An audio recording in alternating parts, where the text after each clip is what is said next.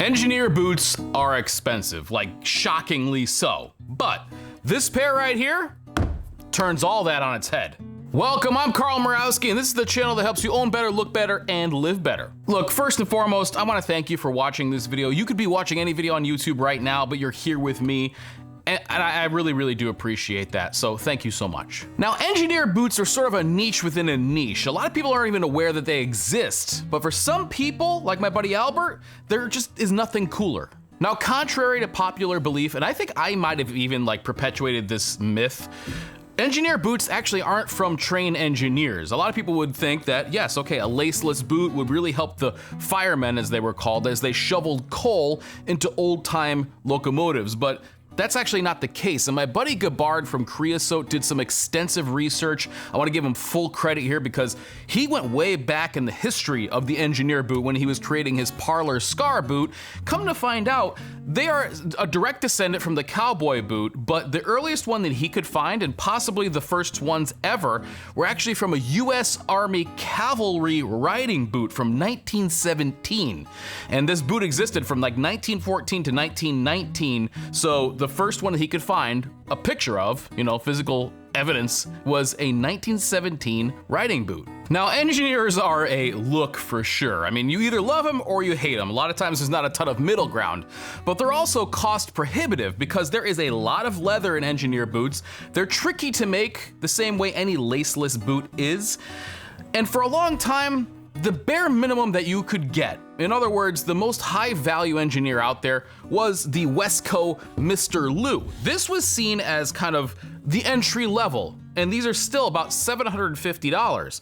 But these were seen as the only ones that you could buy which weren't super bulky. A lot of engineers kind of take the work boot aesthetic and simply apply that to the engineer boot with a big bulky toe, and I mean, Red Wing has some, Chippewa has some, but they all kind of make you look like you're cosplaying as a 1980s biker. One of the other problems, along with the price, is the wait period. So these things actually will take 2 years. But we're not talking about the Mr. Lou. I just want to use as a point of comparison to these, which is from Cordobes. Cordobes, I hope that I'm pronouncing that right. Cordobes boots are located in San Mateo Atenco. I probably butchered that pronunciation, but it's located in the outskirts of Mexico City, a fact that they're clearly proud of since they mention it several times on their website, and they also note the history of their artisan shoemakers. I was poking around on their website when I saw something that shouldn't exist. A pair of good-looking engineer boots for under $400. Now, this is rarer than finding a spare 10mm socket. Digging a little deeper, I found that these engineers were extensively customizable too, with different lasts, leathers, and even construction methods available, including a handwelt option. Allow me to explain why I was so surprised by this. Most companies, they won't even make engineer boots. I was just talking to Brett Viberg about this very thing, and this is such a niche thing that not a lot of people are going to buy, that a company makes a lot more money if they simply sell some version of a brown service boot. They can sell a lot more of them. This, on the other hand, is complicated to make. It uses a lot of leather, they're expensive, and they simply don't move as many units. And if you do find one, it's pretty rare that you'll find a hand-welted option. Now, if you're gonna spend $2,000, yeah, the world's your oyster. You can get awesome versions from Roll Club, Kreosote, as I mentioned, Clinch. But now we're talking about playing with the big boys. And a lot of people don't wanna spend that kind of money. It's like a high-end watch. So when I saw this, for the price of a pair of Grant Stone boots, I basically broke the buy it now button. Although hand-welted engineer boots under $1,000 are an anomaly, they still need to be made well to be worth it. After all, the competence of the bootmaker is the critical element to a pair of great boots. So while I was impressed with the price, it was with some degree of hesitancy since you often get what you pay for. The engineer boots I spec'd out were made with the C100 last, eco rubber sole, brass hardware, and a completely unstructured toe in natural veg tan leather. Now, this leather choice was kind of a bold one because natural veg tan starts off almost like pinkish tan at the start. And I posted a picture of these when they were brand new up here on YouTube, and the reaction wasn't great. People didn't tend to like them very much, which I get. They almost look white or pinkish. It's weird.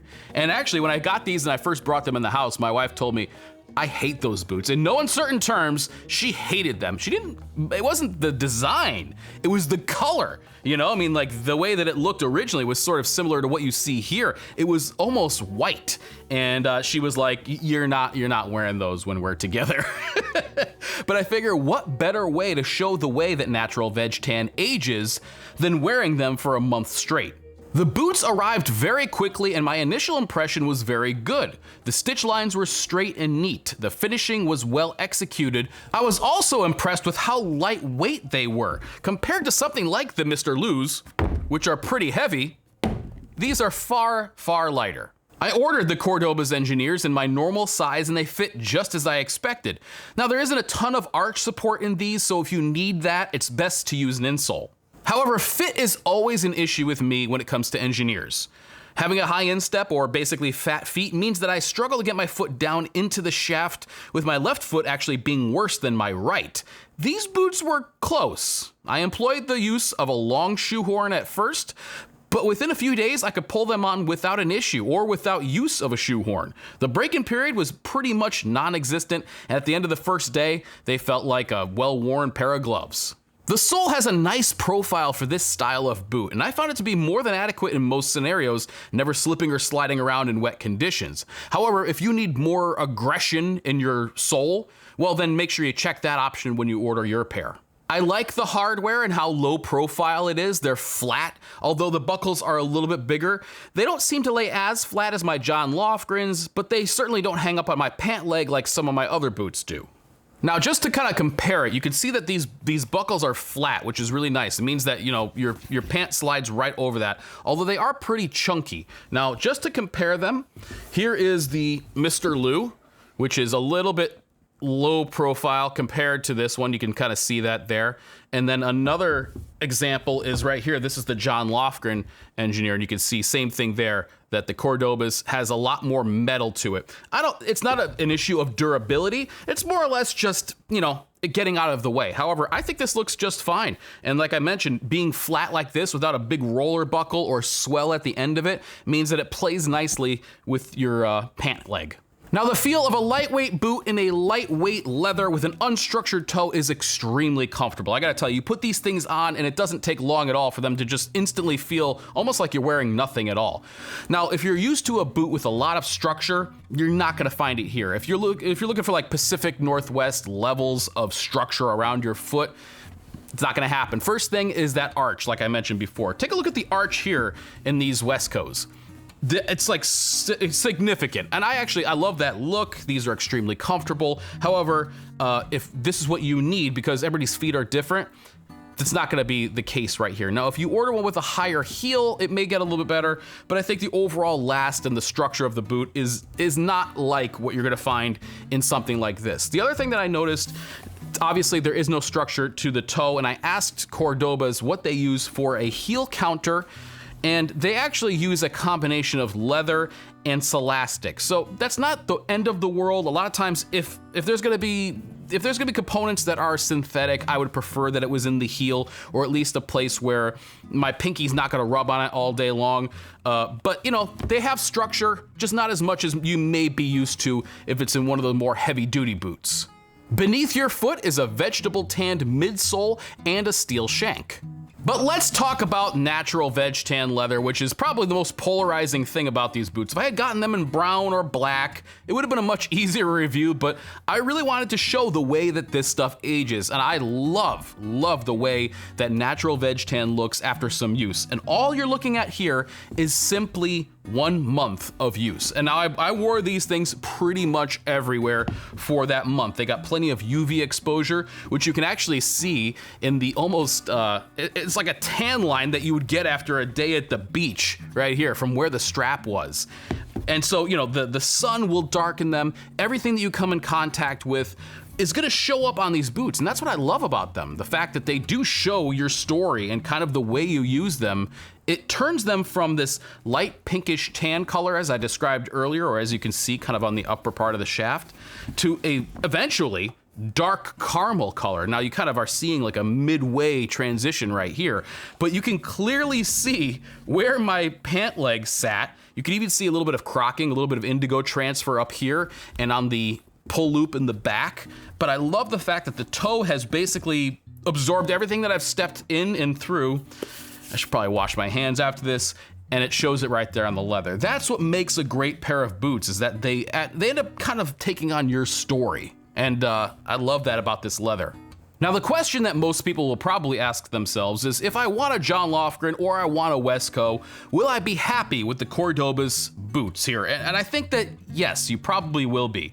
These are most likely all the engineer boot that anybody's ever gonna want. And this is a great gateway into the world of engineer boots. Say you're not really sure if you want to try it and you're not ready to drop a king's ransom just to find out that you actually don't like that style of boot. These are spectacular. For a lot of people, this is going to be all the engineer boot that you're ever going to want. You could rock these until they fall apart, have them resold, and go again.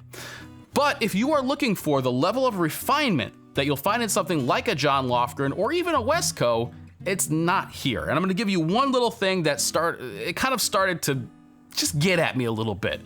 I wore these in the rain. Matter of fact, I've worn all of these in the rain, and they all have this probably the least amount of wear. These are probably similar, but I would say that this is the one thing that really kind of got me. And if you take a look on both of the heels, it happens. So it's not just on one.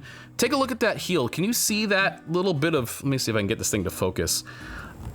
There is a little bit of something coming out there, and I'm not sure exactly what happened, but I think what we're looking at is a little bit of delamination between the layers of leather. So you have this sort of fibrous, I'm not exactly sure what it is that's in there, but this piece here, when exposed to water, started to kind of spit itself out.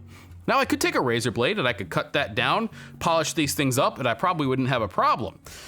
But that hasn't happened with either of these here. These heels are still in great shape. I mean, John Lofgren does a beautiful job. I mean, you pay for it, right? But this thing has seen no problems at all, and neither has this one here. But that's a good example of the types of things that you'll probably see on boots like this, which are more affordable for a reason that you won't see on the higher end models. But overall, I think these are a tremendous success. Number one, they are the most affordable engineer boots that I think are on the market today. You're definitely not gonna be disappointed. I will certainly be wearing these plenty going forward. Number one, they're just so easy to wear. You put them on, like I said, they're lightweight, they just get out of the way, that unstructured toe is beautiful, and some days I just don't want to wear a Pacific Northwest boot or something tall and stiff like the Wesco. I want something that's going to be more flexible, and something like this, especially for the warmer weather, I mean, it's perfect. So in the end, I think they are a solid bargain. There's nothing else out there that can touch these when it comes to price. When it comes to value, I think you're getting a solid value. And I would imagine that Cordobes is only gonna get better with their refinement and their levels of attention to detail. I bet you that they figure out a way to sort this thing out in the back here and figure out something that they can use that's gonna be better, or a way to protect it or whatever. I mean, I've put these things through the paces this last month. I've worn them to work, I've worn them casually, I even mowed the lawn with them. I mean, like, I've done everything with them. So they have not been babied at all. I wanted to show you exactly what they'd look like if you wore them yourselves. And I really think that they are a solid bargain. Number one, for people who want to try like dipping a toe into the world of engineer boots, but for people who just maybe want something a little bit different. You want to go bold with an adventurous leather like this and see how it ages for you, go for it. And you don't have to drop $1,200 to do it. But don't be expecting John Lofgren levels of fit and finish out of these. Just, you're not gonna get it. Anyway, guys, thank you so much for watching. I really appreciate it, and I'll catch you next time.